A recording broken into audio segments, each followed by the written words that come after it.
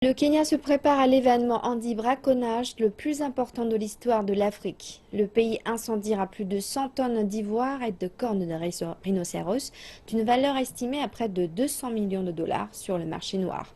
Plusieurs dirigeants africains participeront à cet événement historique.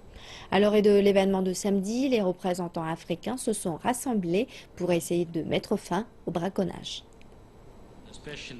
Les délégués se sont rassemblés pour un sommet nommé le Club des Géants. Le Kenya, l'Ouganda et le Gabon abritent la plupart des éléphants d'Afrique.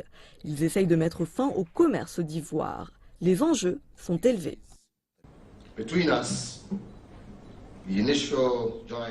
Les membres initiaux du Club des Géants, l'Ouganda, le Gabon, le Kenya et le Botswana, abritent plus de la moitié des derniers éléphants d'Afrique.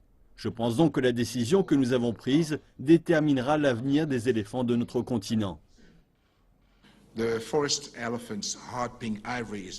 Tragiquement, la forêt d'éléphants est particulièrement lucrative dans l'industrie de la sculpture et le prix du commerce illégal d'ivoire s'élève à plus de 2000 $ le kilo.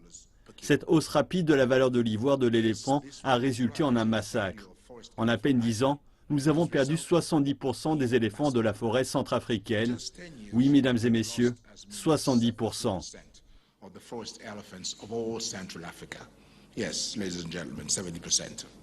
Les délégués possèdent des techniques fructueuses pour mettre fin au braconnage. L'association Space for Giants, basée au Kenya, a déclaré que le braconnage dans le nord et le centre du Kenya ont chuté de près de 80% depuis 2012 grâce à une équipe anti-braconnage.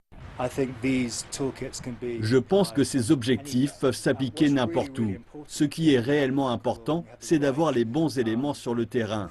Ce qui signifie du personnel formé et dédié à cette mission et des équipes d'intervention partout.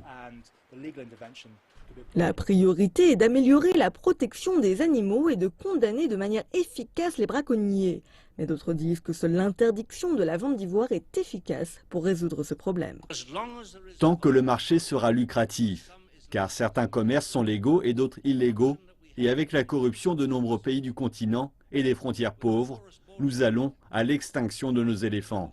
Le Kenya clôturera le sommet avec le plus grand incendie d'ivoire de l'histoire dans le parc national de Nairobi. Mais le Botswana, où la population d'éléphants est prospère, boycotte cet événement. Nous pensons que l'interdiction de l'ivoire a été appliquée avant, sans résultat. Nous pensons qu'un éléphant est un animal de valeur et que nous devons respecter la valeur de sa vie et de sa mort.